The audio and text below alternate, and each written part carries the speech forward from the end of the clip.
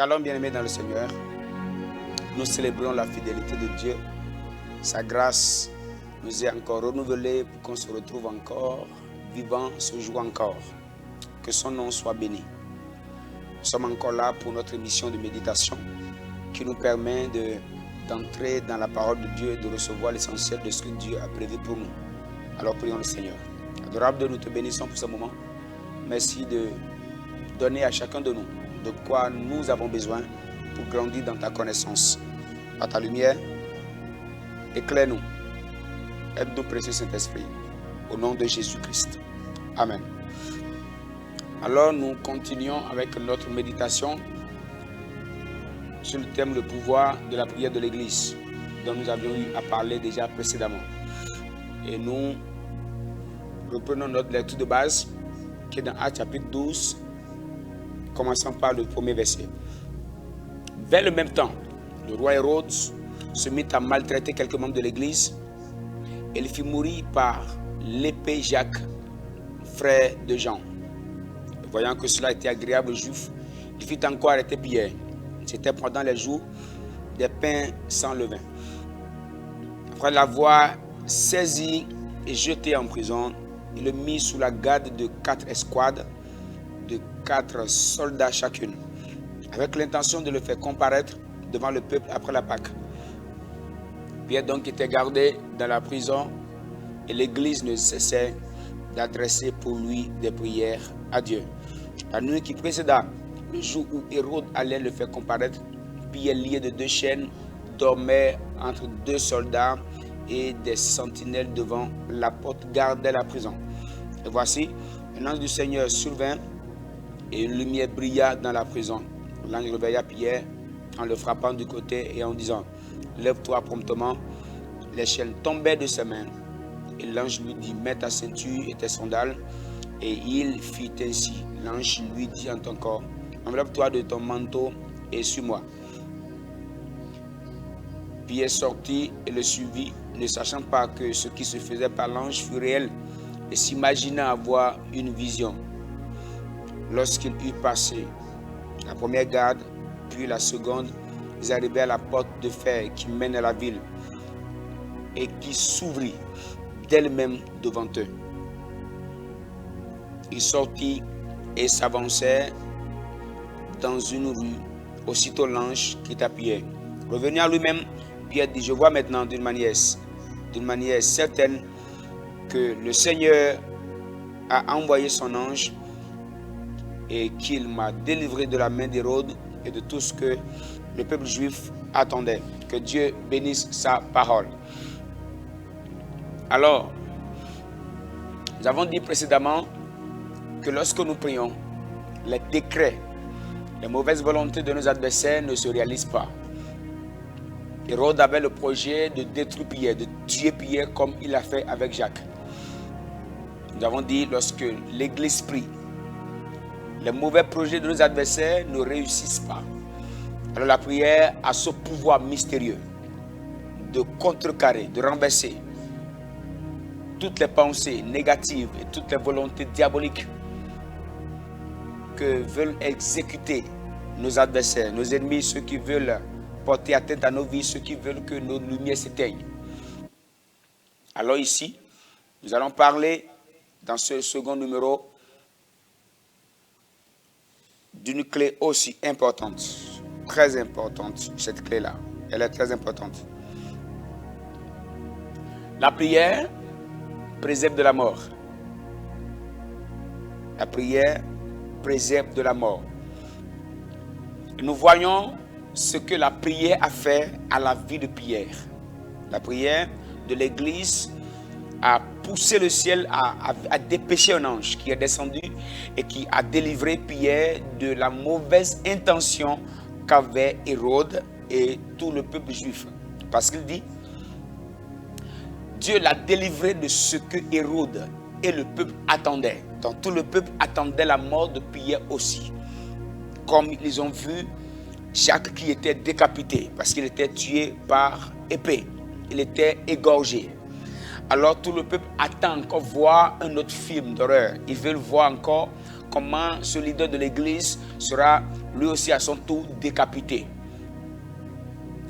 Et lorsque l'église a prié, Pierre a été délivré. Alors, on retient une chose importante. À cause de la prière de l'église, la mort est allée loin. Pierre a été sauvé de la mort. Il a échappé à la mort. C'est ainsi que toutes les fois que nous prions, la mort s'éloigne de nos vies. La mort financière, la mort matérielle, la mort professionnelle, la mort conjugale. Le foyer dans lequel on prie, la mort s'éloigne de ce foyer. Le foyer dans lequel l'homme et la femme, les deux prient, la mort s'éloigne de ce foyer. Ce foyer aura de difficultés à mourir. Mais lorsqu'une église ne prie pas, alors elle laisse la porte ouverte à la mort. C'est ainsi que lorsqu'un foyer refuse de prier, ce foyer laisse accès à la mort. Tu peux arrêter la mort qui fait ravage dans ton foyer si tu peux décider d'être un homme ou une femme de prière. Regarde tel que les choses évoluent dans ta vie. D'une manière désastreuse, tu n'apprécies pas tel que les choses évoluent. Je voudrais te dire que la seule clé qui te permettra de tout redresser, c'est la clé de la prière. Regarde l'exemple de cette église qui, au temps de Jacques, n'avait pas prié. La mort a prévalu, la mort a détruit. Toutes les fois que la prière est absente, la mort s'installe. Qu'elle soit spirituelle ou qu'elle soit physique. Dans les deux sens, la mort s'installe. La mort de tes projets. Et la prière, il faut qu'on le sache, préserve de la mort. La prière préserve de la mort. La prière préserve de la mort. C'est ainsi que la vie de Pierre a été préservée grâce à la prière de l'église. Mais lorsque l'église ne priait pas, Pierre était gardé, mais Jacques plutôt était décapité. Lui, il a été égorgé. Et ce projet était en cours d'exécution pour la vie de Pierre également.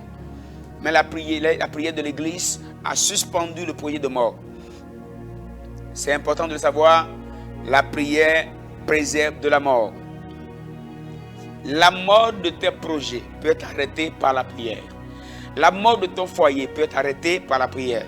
La mort de tes enfants, de ton mari, de ta femme. Cette mort peut être arrêtée si tu peux décider d'être un homme et une femme de prière. Seule la prière a la capacité de préserver nos vies, nos activités de la mort. Il y a beaucoup de personnes qui veulent porter atteinte à ta vie. Il y a beaucoup de personnes qui veulent que ton ministère meure. Beaucoup veulent que nous échouions. Ils veulent que nous échouions. Ils veulent que nous tombions. Ils veulent qu'un malheur nous arrive. Plusieurs, même des personnes en griffe, ayant la Bible en main, qui désirent aussi que leur collègue tombe. Ils veulent qu'il meure. Ils veulent que son ministère meure. Ils veulent que son ministère soit brisé, que son église soit dispersée. Mais écoute-moi bien aimé, j'ai une clé importante que je partage avec toi dans cette rubrique de méditation. Tout ce qui peut faire que la mort que tes ennemis attendent de toi ne vienne pas, c'est la prière. Je connais cette clé que je partage. La prière mélange tous les projets de nos adversaires.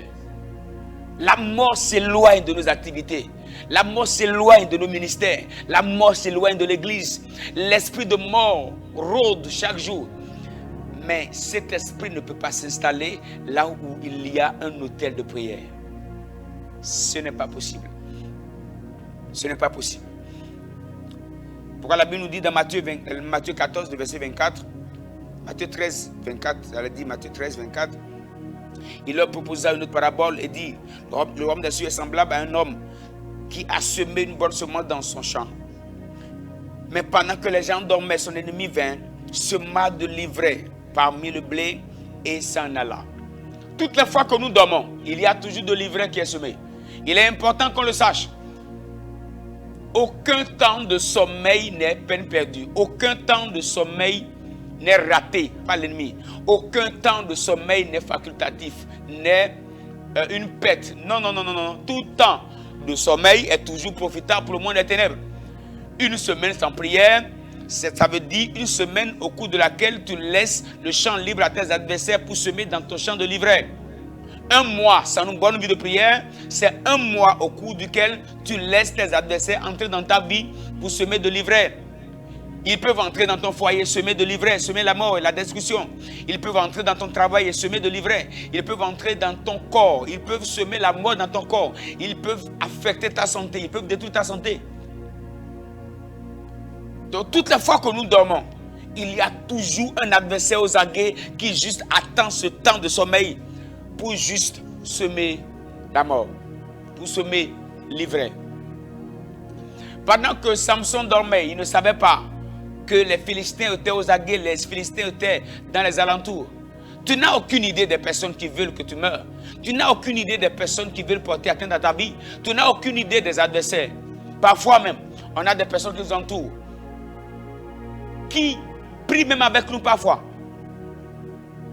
qui nous donnent des conseils, mais qui ont une certaine mentalité satanique, qui veulent juste que nous tombions, qui veulent juste qu'un malheur nous arrive. Ils veulent que les choses soient mélangées. Et lorsque parfois ils te visitent, c'est juste pour voir si tu tiens toujours. Mais je te garantis que tu tiendras aussi longtemps que tu tiendras à la prière. Tu tiendras debout si tu tiens dans la prière. Ce qui nous permet de tenir ferme devant les mauvais cœurs et les projets de mort, de destruction, de l'extinction que nos adversaires préparent contre nous, c'est lorsque nous avons un autel de prière qui vit. Si on a une vie de prière, alors ces projets des adversaires ne s'accompliront jamais. Jamais, jamais, jamais, jamais. La Bible nous raconte l'histoire de ces deux femmes qui dormaient ensemble. Et l'une s'était couchée sur son enfant. Et l'enfant a rendu l'âme. Mais pendant que l'autre dormait encore, l'échange, il y a eu des échanges. Toi qui dors sur ta vie, il y a des échanges qui se font. Je voudrais dire à quelqu'un, il y a des échanges qui se font. Un homme de Dieu qui ne prie pas, Satan va enlever les bonnes personnes de ta vie et il va positionner les mauvaises personnes.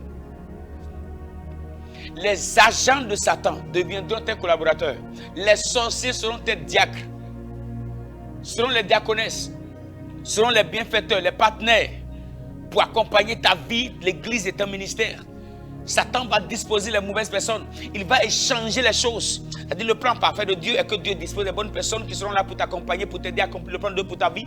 Mais lorsque tu laisses la prière, tu as laissé ta porte ouverte, il y aura des échanges. Ils viendront échanger les choses. Les bonnes personnes seront échangées contre les mauvaises personnes. Voilà pourquoi nous devons tenir la prière. C'est important.